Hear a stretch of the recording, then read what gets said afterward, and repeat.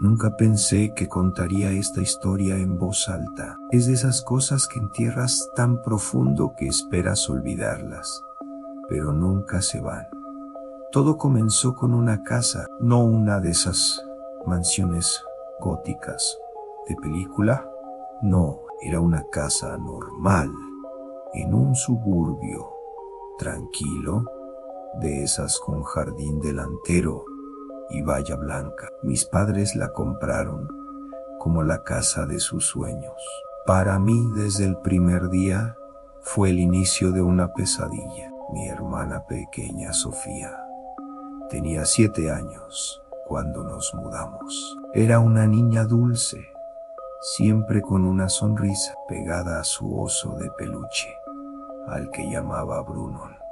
Los primeros meses fueron idílicos. Corría por el jardín, jugaba en su habitación, llena de luz. Pero una noche todo cambió. Estaba en mi cuarto, estudiando para un examen, cuando escuché un susurro. Venía del cuarto de Sofía. Al principio no le di importancia. A veces hablaba en sueño, pero el susurro se convirtió en una conversación. Me acerqué a su puerta, que estaba entreabierta. La vi sentada en su cama, a la luz de la luna que entraba por la ventana.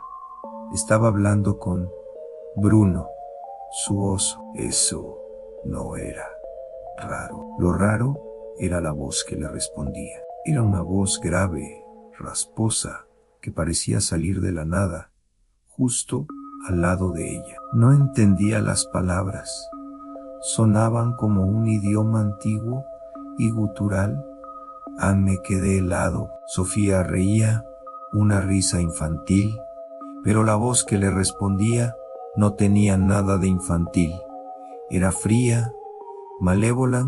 Abrí la puerta de golpe. La voz se detuvo en Sofía. Me miró, sus ojos grandes y curiosos. ¿Qué pasa, Leo?, preguntó.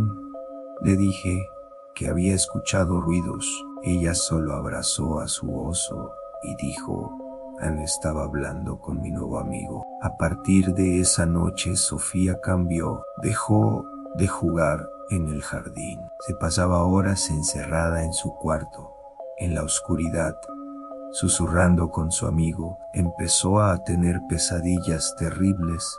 Se despertaba gritando, pero cuando mis padres llegaban, ella decía que no recordaba nada. Yo sabía que mentía. La veía por el rabillo del ojo, mirándome con una expresión que no era la suya, una expresión de odio puro. Un día bajé a la cocina y encontré todos los cuchillos clavados en la mesa de madera, formando un círculo perfecto. En el centro estaba Bruno, el oso de peluche. Mis padres pensaron que era una broma pesada mía.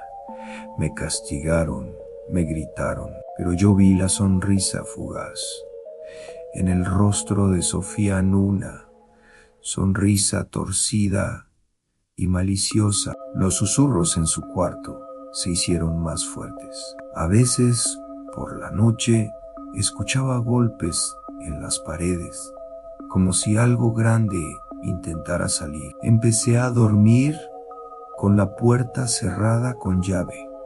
Tenía miedo de mi propia hermana. La temperatura en su habitación siempre era helada, sin importar el calor que hiciera fuera. Las plantas del pasillo cerca de su puerta se marchitaron y murieron. Mis padres finalmente empezaron a notar que algo andaba mal. Sofía ya no hablaba, solo emitía gruñidos bajos. Se negaba a comer. Sus ojos, antes llenos de vida, ahora eran 2 pozos oscuros y vacíos. Una tarde, mi madre intentó quitarle el oso Bruno, pensando que era la causa de su obsesión.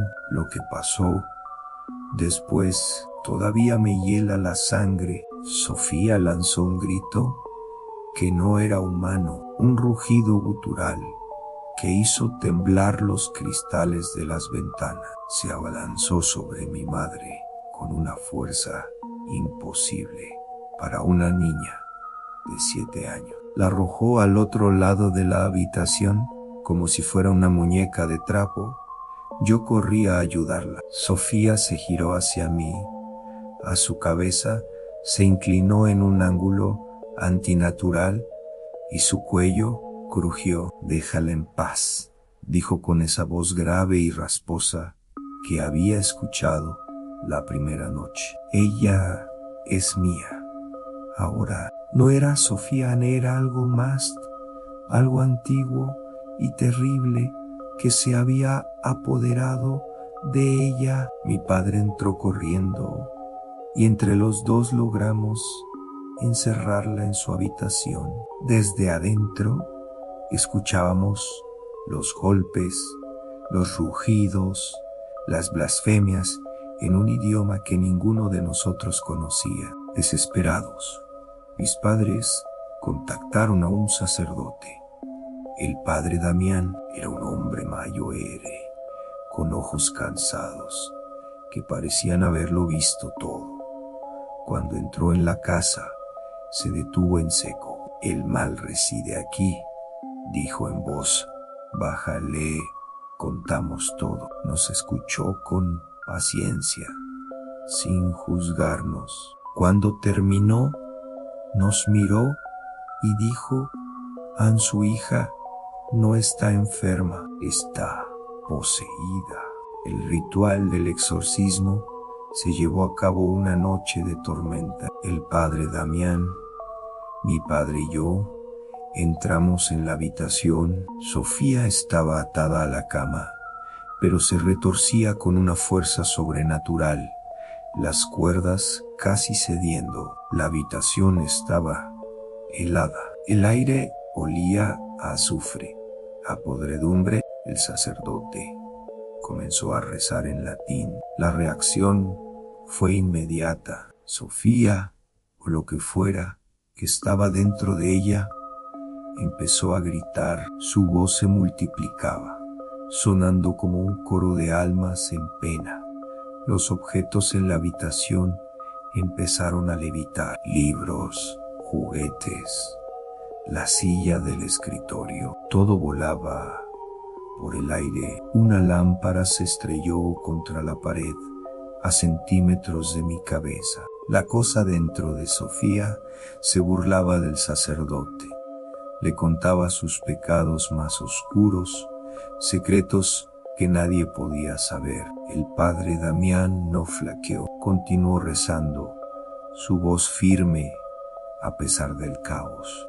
«Sal de esta niña, siervo de la oscuridad. En el nombre de Dios te lo ordeno», gritaba, rociándola con agua bendita. Cada gota que tocaba su piel parecía quemarla, dejando un humo siseante. El demonio luchaba en mí.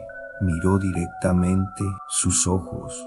Los ojos de mi hermana se volvieron completamente negros. «Tú serás el siguiente, Leo», siseó con la voz de Sofía, pero distorsionada, malévola.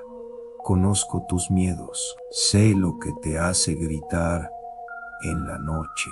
Sentí un frío que me recorrió la espalda, un terror puro que amenazaba con paralizarme. La cama empezó a levitar, girando violentamente. Mi padre y yo nos aferramos a ella, tratando de mantenerla en el suelo. El padre Damián, con la cruz en alto, se enfrentó a la entidad. La batalla se prolongó durante horas. Parecía que la noche nunca terminaría. La casa entera crujía y gemía, como si fuera a derrumbarse. Finalmente, con un último y ensordecedor rugido que sacudió los cimientos de la casa, el cuerpo de Sofía se arqueó violentamente hacia atrás. Un viento gélido barrió la habitación, apagando las velas y sumiéndonos en la oscuridad. Luego, un silencio absoluto, tan pesado y denso que dolía en los oídos. Cuando encendimos las luces, Sofía yacía inmóvil en la cama, las marcas de las cuerdas en sus muñecas, pero su rostro era el suyo de nuevo. Respiraba suavemente. El padre Damián, agotado, se desplomó en una silla. Se ha ido, susurró. Nos mudamos de esa casa una semana después. Nunca volvimos a hablar de lo que pasó esa noche, pero el recuerdo está grabado a fuego en mi mente. Sofía no recuerda nada. Para ella fue solo una enfermedad muy rara, pero a veces, en medio de la noche, la escucho hablar en sueños. Y aunque la mayoría de las veces son murmullos inocentes, de vez en cuando, solo por un segundo, escucho una voz grave y rasposa responderle desde las sombras, y el miedo vuelve, recordándome que aunque lo hayamos expulsado, el mal nunca está demasiado lejos. Gracias por escuchar mi historia. Si alguna vez sienten que no están solos en su propia casa, presten atención. A veces no es solo su imaginación. No olviden seguirme para más relatos. Cuídense mucho.